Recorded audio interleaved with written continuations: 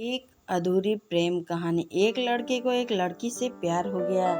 नहीं नहीं, सच बात तो ये है कि एक गरीब लड़के को एक अमीर घर की लड़की से प्यार हो गया। लड़की के प्यार में पागल लड़का अपने आप पर काबू न रख सका। एक दिन उसने लड़की को प्रपोज कर दिया। सोचिए आगे क्या हुआ होगा। आपने बिल्कुल सही समझा। अमीर लड़की ने उसका मजाक उड़ाते हुए कहा, तुम्हारी पूरी महीने की कमाई और मेरे एक दिन का खर्चा के बराबर है। बस इतनी ही बराबरी है हम दोनों में, और बाकी सब जमीन और आसमान जैसा है। तुम सोचते हो तुम जैसे किसी से शादी कर सकती हूँ? मैं तुमसे कभी प्यार करना तो दूर, ऐसा सोचना भी पसंद नहीं करूँगी। इसलिए मेरे बारे में भूल जाओ और अपने स्तर की किसी और को ढूंढो, उस से शादी करो। सोचिए कि आप किसी से बेपनाह प्यार करते हैं और वो आपको इतनी निर्दयता से शब्दों के तीर आपके प्यार भरे दिल पर छोड़ दे, कैसी हालत होगी आपकी। आहत होकर खून के आंसू पीकर वहां से सिर झुकाकर चला गया। इतनी कठोरता से ठुकराए जाने के बावजूद पता नहीं क्यों लड़का उसे कभी भूल ही नहीं पाया। शायद सच्चा प्यार ऐसा ही होता है। सोचिए आगे क्या हुआ होगा। आप बिल्कुल सही समझे। अमीर लड़की ने उसका मजाक उड़ाते हुए कहा, तुम्हारी पूरे महीने की कमाई और मेरे एक दिन का खर्चा के बराबर, बस इतनी ही बराबरी हम दोनों में, बाकी सब जमीन और आसमान जैसा है। तुम सोचते हो कि तुम जैसे किसी से मैं शादी कर सकती हूँ? मैं तुमसे कभी प्यार करना तो दूर, ऐसा सोचना भी पसंद नहीं करूँगी। इसलिए मेरे बारे में भूल जाओ और अपने स्तर के किसी और को ढूंढो, उससे शादी करो। सोचिए कि आप किसी से बेपनाह प्यार करते हैं और वो आपकी इतनी निर्दयता से शब्दों के तीर आपके प्यार भरे दिल पर छोड़ दे, कैसी हालत होगी। बेचारा लड़का आहत होकर खून के आंसू पीकर वहां से सिर झुकाकर चला गया। इतनी कठोरता से ठुकराए जाने के बावजूद पता नहीं क्यों लड़का उसे कभी भूल ही नहीं पाया। शायद सच्चा प्यार ऐसा ही होता है।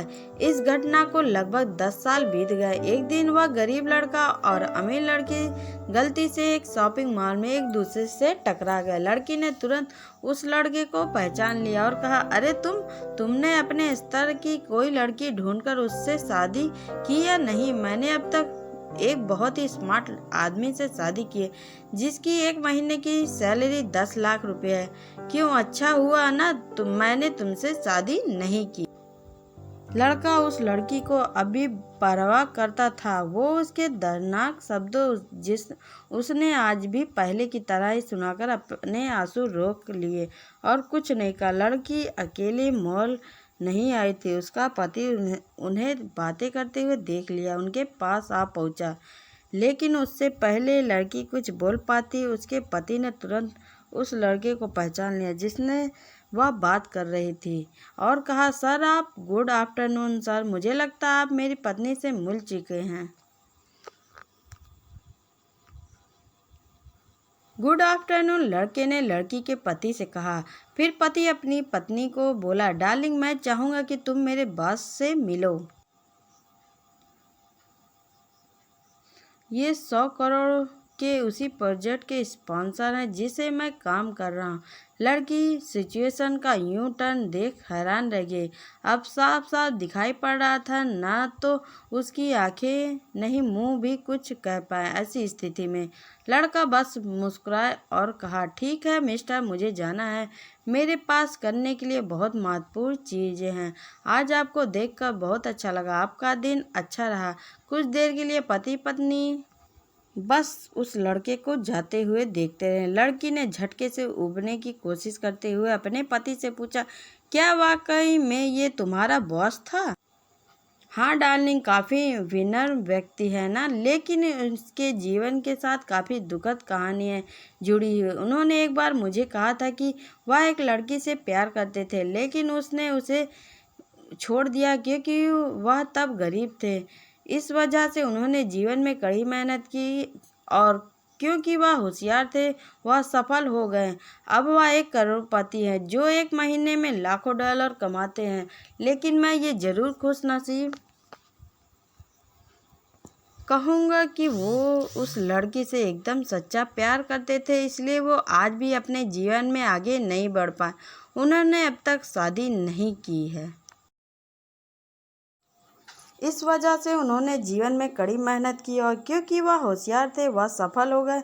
अब वह एक करोड़पति हैं जो एक महीने में लाखों डॉलर कमाते हैं। लेकिन मैं ये ज़रूर कहूँगा वो उस लड़की से एकदम सच्चा प्यार करते थे, इसलिए वो आज भी अपने जीवन में आगे नहीं बढ़ पाए हैं। उन्होंने अब तक शादी नहीं की। पति उसके गुणगान गाता रहा। पति ने कहा कितनी खुशनसीब होती वह औरत अगर इस भले आदमी से शादी कर लेती। पत्नी पूरी तरह से सदमे में थी और एक शब्द भी नहीं बोल सकी। कहानी की सीख। दोस्तों, जीवन हमारी उम्मीद से भी ज़्यादा छोटा है, इसलिए दूसरों को उनकी वर्तमान परिस्थितियों के कारण नीचा दिखाकर बहुत अभिमानी और गर्वित होने की ज़रूरत बिल्कुल नहीं है। समय के साथ चीज़ें और परिस्थितियाँ बदलती है। और अच्छी कहानी देखने के लिए चैनल पर बने रहिए।